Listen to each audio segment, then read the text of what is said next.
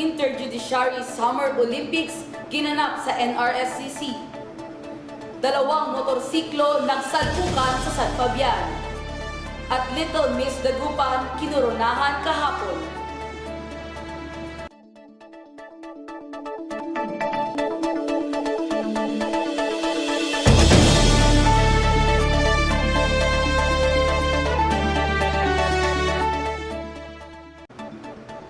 Masanto Sialabi. Ako si Cyril Tahanlangin. Summer Olympics 2013 ginanap sa Narciso Ramos Sports and Civic Center. Gibson Perez para sa report. Ginanap kanina sa Narciso Ramos Sports and Civic Center ang 2013 Summer Olympics na inoorganisa para sa judiciary at mga opisyal ng Department of Justice sa Pangasinan. Ang mga kalahok sa taunang sports fest na ito ay ang bayan ng Alaminos, Dagupan, Lingayen, Rosales, San Carlos, Tayug, Ordaneta at Villasis. Bawat bayan ay may representative sa iba't ibang laro tulad ng relay, tug of war, badminton, table tennis at iba pa. Ngayong taon, ang napiling host ay ang bayan ng San Carlos. Ano naman kaya ang naging paghahanda nila para sa event na ito? Ang pagpaplano nito ay consolidated effort. Hindi lang yung San Carlos City ang nagplano nito, kundi this is a concerted planning effort na ginawa for this year's Summer Olympics. Kahit natirik na tirikang araw ay makikita sa bawat manlalaro at manonood ang kasiyahan at excitement sa bawat laro. Di rin naiwasan ang pagkahilo ng mga manlalaro at tensyon tulad ng hindi pagkakaintindihan kung saan ba ang finish line. Subalit patuloy pa rin ang pagpapakita ng mga bayan ng galing at lakas sa bawat laro. Nakapanayam naman namin ng isang judge ng Dagupan Regional Trial Court tungkol sa layunin ng event na ito.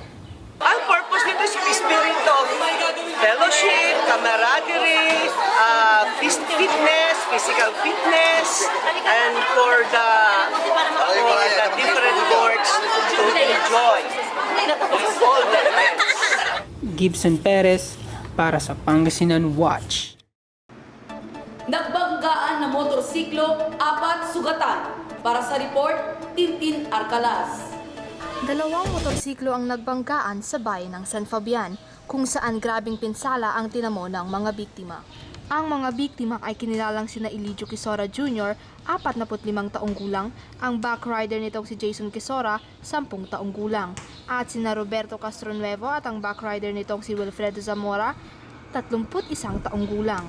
Agad naman silang isinugod sa Region 1 Medical Center sa Dagupan City. Ang aksidente ay nangyari noong Martes alas 12:30 ng madaling araw. Samantala, nabatid ng pulisya na magkasalungat ang direksyong tinatahak ng dalawang motorsiklo. Nagsalpukan ng mga motorsiklo na naging dahilan upang magtalsikan ng mga sakay. Patuloy naman na pinag-iingat ng pulisya ang mga motorista lalo na sa mga alanganing oras tulad ng nasabing aksidente. Tintin Arcalas para sa Pangasinan Watch. Little Miss Dagupan Coronation ginanap sa Dagupan City Astrodome. Maui Daroy nagbabalita. 18 naggagandahan at bibong-bibong mga kandidata ang nakilahok sa ikalawang taon ng Little Miss Dagupan. Kahit naudlot ng kanilang coronation night noong Martes dahil sa pag-ulan at pagbaha, matagumpay naman itong naidaos kahapon sa Dagupan City People's Astrodome. Dinagsa ang Astrodome ng kanilang mga pamilya at manonood na all-out ang support sa kanilang pambato. Hinandugan pa ng mga kandidata ng isang intermission number ang mga manonood.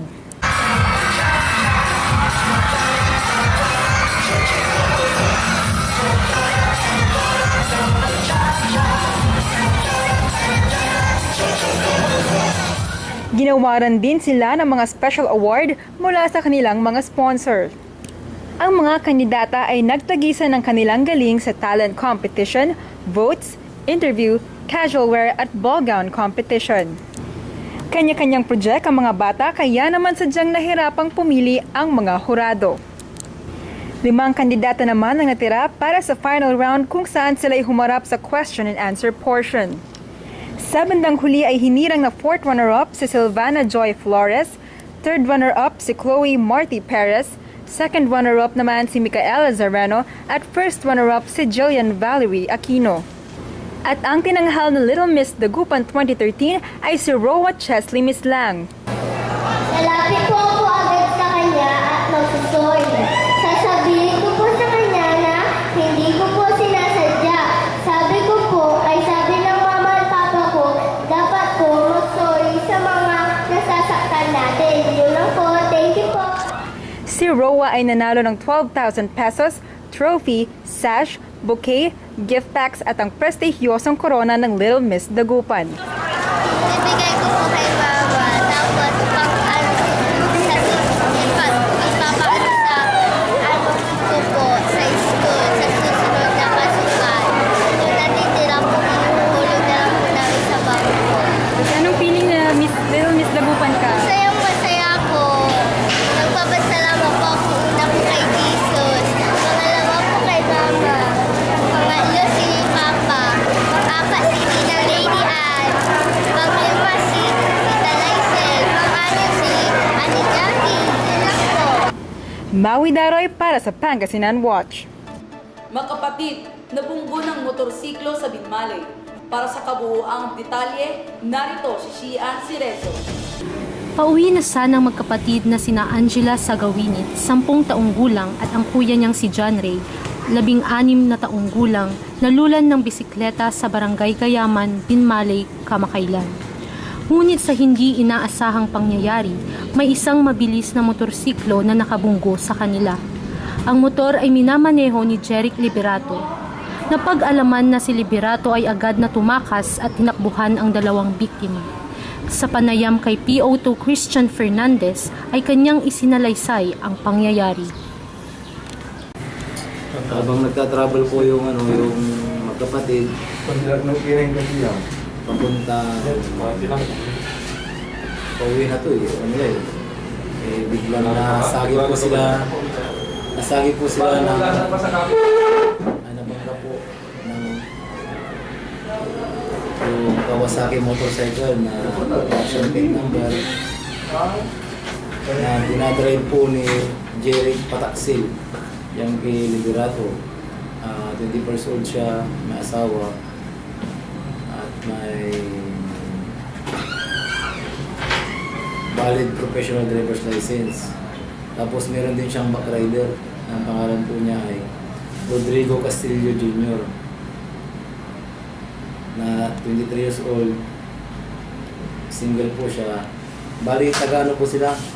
Binicog season. Dito rin po sa ating probinsya. Bali nung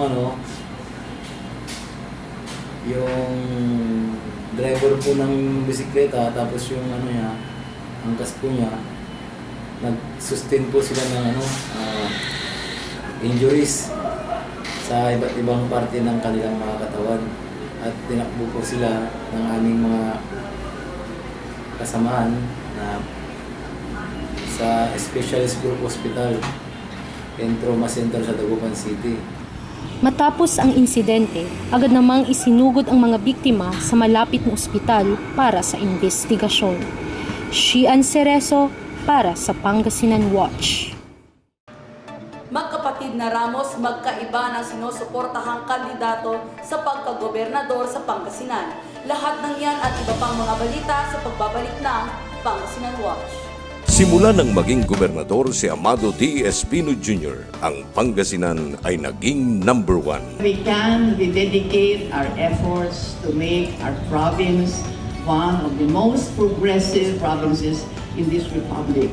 I know we can do it because we have the resources, the people, and we have the leadership. Marami na hong namuno na gobernador. I have served under 6 governors. Bilang mga Pangasinense, gusto pa ho natin umangat ang ating lalawigan. Governor Espino restore the grandeur of Lingayen as the capital of a great province. Nakita ko ang White House sa Washington DC. Sa nakita ko ho ngayong gabi, hindi tatalunin ang Kapitolyo ng lalawigan ng Pangasinan. Dahil sa ating magaling na gobernador. Ipagpatuloy natin ang pagbabago at progreso sa Pangasinan.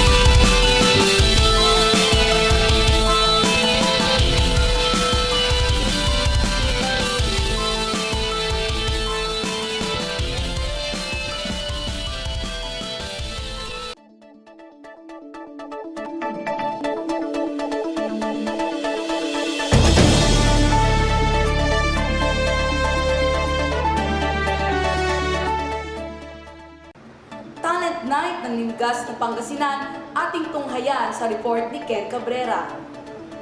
Pinamalas ng 25 kandidata ng linggas na Pangasinan ang kani-kanilang mga talent sa harap ng mga hurado at mga manonood dito sa Season Auditorium para sa kanilang talent night.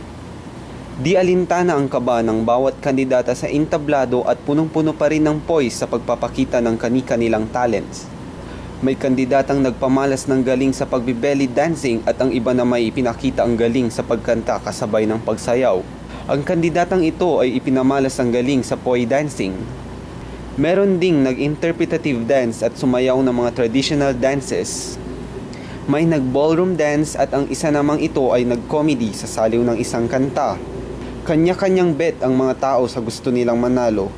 Ang fans ng mga kandidata ay full support naman sa kanilang kababayan. Sa backstage ay ramdam ang kaba. Nakapanayam namin ang isang kandidata pagkatapos ng kanyang talent presentation. Ayon sa kanya, masaya raw siya na naipakita niya sa mga tao ang kanyang talent. Bago inanunsyo ang nanalo sa Best in Talent ay rumampa muna ang mga kandidata suot ang kanilang mga creative gowns na nire-representa ang kani-kanilang bayan.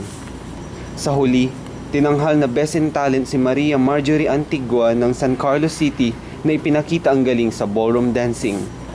Anya, ito ay isang blessing ng Diyos para sa kanya. Ken Cabrera para sa Pangasinan Watch. Dubako naman tayo sa ibang balita. Hindi pareho na sinusuportahang kandidato sa pagkagobernador si dating Pangulong Fidel V. Ramos at ang kanyang kapatid na si former Senator Leticia Ramos Shahani. Noong linggo ay inendorso ni Ramos ang kanyang pamangkin na si Alaminos City Mayor Hernani Braganza sa reunion ng kanilang pamilya sa Asingan. Sinabi ni Ramos sa kanyang mga kamag-anak na nag-iikot na siya sa 6th District na Pangasinan upang magbigay suporta kay Braganza. Sa kabilang banda, ang kanyang kapatid naman ay panig kay re-electionist Governor Amado Espino. Ayon kay board member Ranjit Shahani ay inendorso ng kanyang ina si Espino sa isang event sa Asingan noong linggo. Sinabi rin ni Shahani na nire-respeto niya ang desisyon ng former president. Completion day ng ALS idinaos. Tom Mendigwarin para sa ibang impormasyon. Nagbunga ang pagpupunyagi ng mga estudyante ng Alternative Learning System o ALS. Ginanap kaninang umaga ang 5th completion day ng mga accreditation and equivalent passers ng elementary at high school level sa West Central Elementary School. Building the nation's future leader through the K-12 Basic Education Program ang naging tema ng pagtatapos. Nagbigay din ang ALS ng Most Outstanding Student Award sa mga natatanging estudyante ng bawat district mobile program. Emosyonal namang nagbahagi ng kanilang mga kwento ang ALS graduates.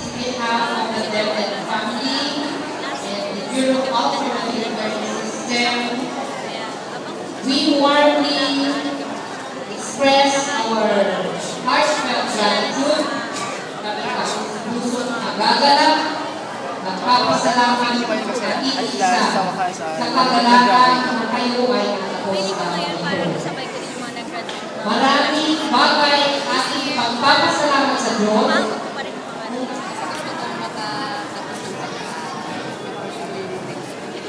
Ano ang feeling niyo na at last ngayon sa wakas na nakapag-graduate? Sobrang saya.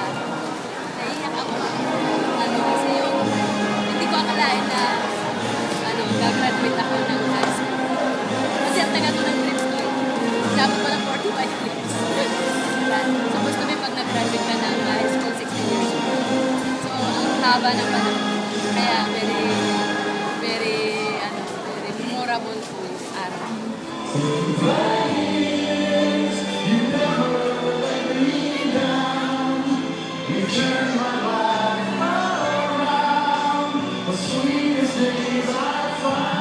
Pinatunayan ng mga ALS graduate na hindi hadlang ang edad o anumang pangyayari sa buhay para makapagtapos ng pag-aaral. Tom Mendigwarin para sa Pangasinan Watch. At yan ang mga balitang nakalap sa aming patuloy na pagbabantay. Mga balitang hatid sa ngalan ng tapat na serbisyo at sa kalaman ng karamihan. Mabilis, totoo at mapagkakatiwalaang impormasyon. Ako si Cyril Tahanlangit at ito ang Pangasinan Watch. ang mata ng publiko sa probinsya.